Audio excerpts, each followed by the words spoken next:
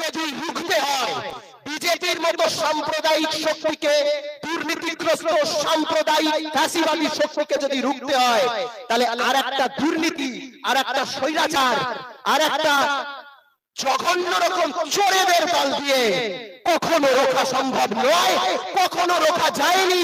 যদি রুখতে হয় তাহলে যে দলটার একটা নীতি আদর্শ আছে, যে দলের চেয়ারম্যান থেকে শুরু করে রাজ্য নেতৃত্ব থেকে শুরু করে 88 জন নেতাকর্মী কলকাতার রাজপথ থেকে গ্রেপ্তার হয়েছেন, 42 দিন ধরে জেল খেটেছেন এবং বলছেন যে প্রয়োজনে আরো 1000 বার জেল খাটবো, এই নৈতিকতার জোর যাদের আছে, যে কর্মীরা কতদিন ঘর ছাড়া হয়েছিলেন, রোজার সময় ঘর ছাড়া ছিলেন, ঈদের সময় বাড়ি ফিরতে পারেননি, তা সত্ত্বেও এই দলটার পেছনে লেগে আছেন, কারণ সেই নৈতিকতার জোর আছে বলে আইএসএফই পারবে একমাত্র বিজেপিকে আটকাতে, আর কেউ নয়।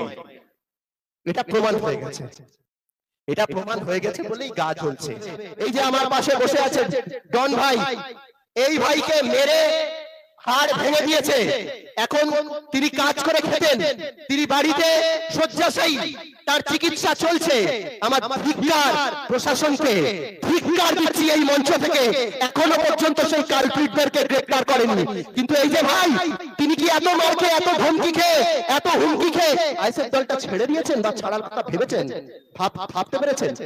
এইটাকেই ভয় পাচ্ছে ওরা, এই যে চোরটা, এই নৈতিকতার চোরটাকে ভয় পাচ্ছে ওরা। এটা বুঝতে হবে, এই চোরের জায়গা আমরা যতদিন ধরে রাখতে পারবো, ততদিন চোখে চোখ রেখে লড়াই করতে পারবো এই সাম্প্রদায়িক বিজেপির এগেইনস্টে। আজকে আমাদের সামনে যে ক্যান্ডিডেট আছেন তাপস ব্যানার্জি, আমার বলতে গর্ব হয়, তার ফোনে, ফোন পের মাধ্যমে হাজার হাজার মানুষ 10 টাকা, 15 টাকা, 20 টাকা চাঁদা দিয়েছেন, চাঁদা দিয়ে এনাকে এমপি করে পাঠাবেন, তবেই তিনি জনগণের এমপি হবেন। কোন বড় বড় কোম্পানির কাছ থেকে উনি যদি টাকা নিয়ে, ফান্ড চালিয়ে, ফান্ড নিয়ে কোটি কোটি টাকা খরচা করে এমপি হন, তিনি আর জনগণের এমপি থাকতে পারেন না, পারবেন না। কারণ কোম্পানির কাছ থেকে টাকা নেওয়া মানেই হলো তিনি কোম্পানির কাজটা আগে করবেন, জনগণের কাজ করা তার পক্ষে সম্ভব নয়। কি করে তৃণমূলকে দিয়ে বিজেপিকে আটকানো যাবে? এ তো উল্টো। এই তৃণমূলের অগণতন্ত্র, তৃণমূলের স্বৈরাচার, তৃণমূলের দুর্নীতি, এইটাই হলো বিজেপির উৎসস্থল। এখান থেকে বিজেপি তৈরি হয়েছে, বিজেপি ঢুকেছে। আমি নিজে আমার উদাহরণ দিচ্ছি, বাকি কিছুতে যাবই না। আমি নিজে ইন্ডিয়ান সেকুলার ফ্রন্টের বিগত 2 বছরের ওপর ধরে মিনাখা বিধানসভার অবজারভার, আমার তাপস দা আছেন, উনি আমার উত্তর 24 পরগনা জেলার জেলা সভাপতিও বটে, উনিও জানেন। মিনাখা বিধানসভার অবজারভার হয়ে আমি দেখেছি এক ব্যক্তি, মিনাখা ব্লকে তার বাড়ি, তিনি ধর্মে ইসলাম ধর্মাবলম্বী, তার উপর এত অত্যাচার করেছে তৃণমূল, এত অত্যাচার করেছে যে তিনি বাধ্য হয়ে বিজেপিতে নাম লিখিয়েছিলেন। তিনি বিজেপির ওখানের ব্লক সভাপতি ছিলেন, তিনি ব্লকের সভাপতি হয়ে দীর্ঘদিন কাজ চালিয়েছিলেন, কারণ তার বাঁচার কোনো রাস্তা নেই। তার বাড়ি ঘর ভাঙচুর করে দল থেকে, তার বাড়ি থেকে তাড়িয়ে দিয়ে, কেন তার দোষ ছিল? তিনি বিধানসভা ভোটের আগে আগে আইএসএফ করবেন বলে ভেবেছিলেন, কয়েকটা সভাতে তিনি গেছিলেন মাত্র, এইটা তার দোষ। তার উপর অত্যাচার করে তাকে বাড়ি থেকে তাড়িয়ে দিয়েছে, এমন ভাবে এত অত্যাচার করেছে তিনি বাধ্য হয়ে বাঁচার জন্য বিজেপিতে নাম লিখিয়েছিলেন। তাহলে কি প্রমাণ হলো ভাই? বিজেপিটা এসেছে কার জন্য? 2014 সালে বিজেপি ছিল কেন্দ্রে ক্ষমতায়, কেন্দ্রে ক্ষমতায় গেল, অথচ তার 2 বছর পরে 2016 সালে বিধানসভায় বিজেপির এমএলএ কতজন ছিল? বিধানসভা ভোটের সময় 3 জন, মাত্র 3 জন ছিল বিজেপির এমএলএ।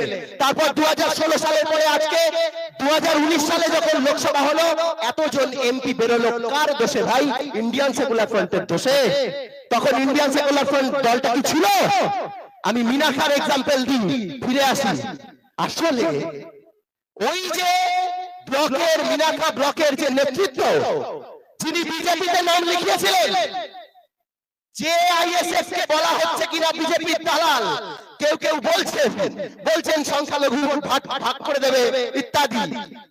গর্বের সঙ্গে বলি, আপনাদেরকে জানাই, ইন্ডিয়ান সেকুলার ফ্রন্টের জোর যখনই মিনাখা বিধানসভায় বেড়েছে, ওই ব্যক্তি সানন্দে বিজেপি ছেড়ে আইএসএফ এ যোগ দিয়েছেন এবং বলে দিয়েছেন যে বিজেপির বিরুদ্ধে কেউ যদি লড়ে থাকে তাহলে আইএসএফ। আর আমরা কিনা ভোট কাটছি, আর আমরা কিনা বিজেপি। হ্যাঁ, বিজেপিকে যদি রুখতে হয়, বিজেপির মতো সাম্প্রদায়িক শক্তিকে, দুর্নীতিগ্রস্ত সাম্প্রদায়িক ফ্যাসিবাদী শক্তিকে যদি রুখতে হয়, তাহলে আর একটা দুর্নীতি, আর একটা স্বৈরাচার, আর একটা জঘন্য রকম চোরেদের দল দিয়ে কখনো রোখা সম্ভব নয়, কখনো রোখা যায়নি। যদি রুখতে হয় তাহলে যে দলটার একটা নীতি আদর্শ আছে, যে দলের চেয়ারম্যান থেকে শুরু করে রাজ্য নেতৃত্ব থেকে শুরু করে 88 জন নেতাকর্মী কলকাতার রাজপথ থেকে গ্রেপ্তার হয়েছেন, 42 দিন ধরে জেল খেটেছেন এবং বলছেন যে প্রয়োজনে আরো 1000 বার জেল খাটবো, এই নৈতিকতার জোর যাদের আছে, যে কর্মীরা কতদিন ঘর ছাড়া হয়েছিলেন, রোজার সময় ঘর ছাড়া ছিলেন, ঈদের সময় বাড়ি ফিরতে পারেননি, তা সত্ত্বেও এই দলটার পেছনে লেগে আছেন, কারণ সেই নৈতিকতার জোর আছে বলে আইএসএফই পারবে একমাত্র বিজেপিকে আটকাতে, আর কেউ নয়। এটা প্রমাণ হয়ে গেছে, এটা প্রমাণ হয়ে গেছে বলেই গা জ্বলছে। এখন দুটো পক্ষ হয়েছে, যেটা বলে আমার বক্তব্য আমি শেষ করব। দুটো পক্ষের মধ্যে একটা হলো যে যারা 2021 সালে ভেবেছিলেন তৃণমূল থেকে বাঁচতে, তৃণমূলের স্বৈরাচার, দুর্নীতি, অত্যাচার, এর থেকে বাঁচতে বিজেপিতে ভোট দিন, এরকম একটা বড় পক্ষ ছিলেন। তৃণমূলের জন্যই বিজেপির বার বাড়ানো হতো। এই বাংলায় অস্বীকার করার কোনো জায়গা নেই, তৃণমূলের বন্ধুরাও জানেন। এখন এই একটা অংশ, তারা 2021 সালে বিজেপিকে ভোট দিয়েছিলেন, তারা জানেন যে ভোট দিয়ে কোনো লাভ হয়নি। এবার তারাও বুঝতে পারছেন 2024-এর পরে আবার যদি এই দলটা একক সংখ্যাগরিষ্ঠতায় ক্ষমতায় আসে, তাহলে আমাদের ভোট দেওয়ার অধিকারটাও হয়তো থাকবে না। ওরা বলছে না আপ কি বার, কি বলছে ভাই, 400 পার বলছে না, তাই তো? আমরা কি বলবো?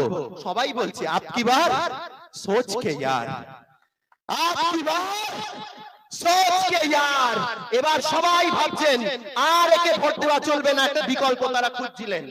আবার একই সঙ্গে তৃণমূল কংগ্রেসের যারা ভোটার ছিলেন, ঠিক আছে আগে বিজেপি থেকে বাঁচি, স্বাভাবিক, ভোট দিয়েছিলেন তৃণমূলকে দিয়ে, দেখছেন যে 2021-এ দিয়েছি, এই 3 বছরে, বিগত 3 বছরে সরকারি শিক্ষাকে শেষ করে দিয়ে, মানে কত বড় দুর্নীতি হলে শিক্ষক নিয়োগ করেছে মন্ত্রিসভা থেকে কোটি কোটি টাকাকে, এতগুলো বাচ্চার ভবিষ্যৎকে নষ্ট করে দিয়ে এরা কোনো কিছু চুরি করতে এদের আটকায় না। সন্দেশখালীতে যে ঘটনা ঘটালো, কি বিতর্কিত, কোন বিজেপির নেতা কি বলেছে আমার জানার দরকার নেই, এতে কোনো সন্দেহ নেই, প্রত্যেকে জানেন যে ওইখানে শেখ শাহজাহানের কি রাজত্ব চলতো। কতটা সত্যি আর কতটা মিথ্যে মহিলাদের ক্ষেত্রে সে বিতর্কে আমি যাব না। ওখান থেকে ওখানে কতখানি অস্ত্র ছিল, ওখানে কি রাজত্ব চলতো, ওখানে বিরোধীদের কণ্ঠস্বর কতখানি ছিল, সেটা যারা খবর রাখেন রাজনীতি তারা প্রত্যেকে জানেন। তারপরে সাংবাদিকদের উপর কি পরিমাণে অত্যাচার এখানে দেখা গেছে। এই 3 বছরে তৃণমূলের যা কার্যকলাপ, তাতে 2021 সালে বিজেপির 77 জন মোট এমএলএ ছিল, তার বেশি ছিল হারলো তো। অথচ এই 3 বছরে বিজেপি এখন ঘরে ঢুকেছে, বেডরুমে ঢুকেছে এসে। অতএব সেই অংশটাও বুঝেছেন, আর তৃণমূলকে দিয়ে বিজেপিকে আটকানোর গল্প চলবে না।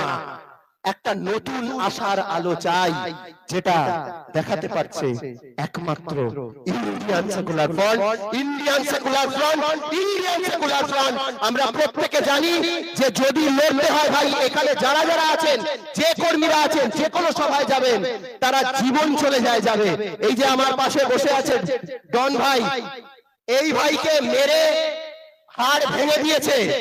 এখন তিনি কাজ করে খেতেন, তিনি বাড়িতে শয্যাশায়ী, তার চিকিৎসা চলছে। আমার ধিক্কার প্রশাসনকে, ধিক্কার দিচ্ছি এই মঞ্চ থেকে, এখনো পর্যন্ত সেই কালপ্রিটদেরকে গ্রেফতার করেননি। কিন্তু এই যে ভাই, তিনি কি এত মার খেয়ে, এত ধমকি খেয়ে, এত হুমকি খেয়ে আইএসএফ দলটা ছেড়ে দিয়েছেন বা ছাড়ার কথা ভেবেছেন, ভাবতে পেরেছেন? এইটাকেই ভয় পাচ্ছে ওরা, এই যে জোরটা, এই নৈতিকতার জোরটাকে ভয় পাচ্ছে ওরা। এটা বুঝতে হবে, এই জোরের জায়গা আমরা যতদিন ধরে রাখতে পারবো, ততদিন চোখে চোখ রেখে লড়াই করতে পারবো এই সাম্প্রদায়িক বিজেপির এগেইনস্টে। আর এই তৃণমূল দলটাকে নিয়ে খুব বেশি কিছু বলবো না, এখন মায়া হয় আমার। আমি বলছি আজ দাঁড়িয়ে যে আমি নিজে তাপসদাকে পাশে রেখেই আমি বলছি, আমি নিজে আইএসএফ এর 42 দিন জেল খেটেছি, প্রয়োজনে আরো জেল খাটবো, অসুবিধা নেই। কিন্তু আমি বলছি, আমি নিজে যদি বুঝতাম যে বিজেপিকে আটকানোর জন্য আপাতত লোকসভায় তৃণমূলকে ভোট দিলে হয়তো আটকে যাবে, তাহলে আমি তৃণমূলকেই ভোট দিতাম। আমি মঞ্চ থেকে বলছি, কিন্তু আমি জানি সেটা সম্ভব নয়। আমি জানি তৃণমূলকে ভোট আরেকটা দেওয়া মানে আরেকবার বিজেপি ঘরের মধ্যে ঢোকানো, তার বাইরে আর কিছু নয়। সেই জন্য আমার বক্তব্য আর দীর্ঘায়িত করব না, আমার বলার কিছু নেই। আমি ভোট দেওয়ার জন্য কোনোদিনও মানুষকে বলি না যে একে ভোট দিন ওকে ভোট দিন। তাপসদার সঙ্গে ব্যক্তিগতভাবে রাজনৈতিক সূত্রেই আমার দীর্ঘদিনের অত্যন্ত ভালো সম্পর্ক, তাপসদাকে খুব কাছ থেকে জানি।